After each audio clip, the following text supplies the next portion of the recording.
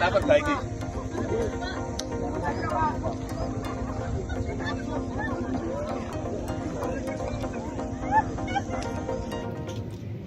Dan masyarakat terus tahu ada tanggung jawab untuk jalan nasional itu di pemerintah pusat.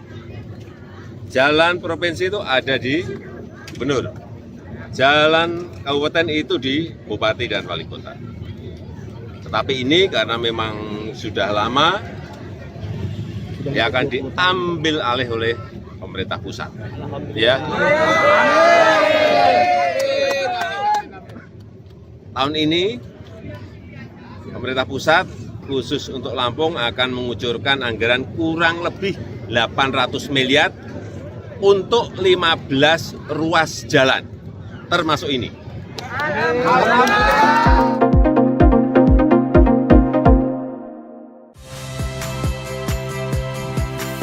Saya Ihsan Sitorus.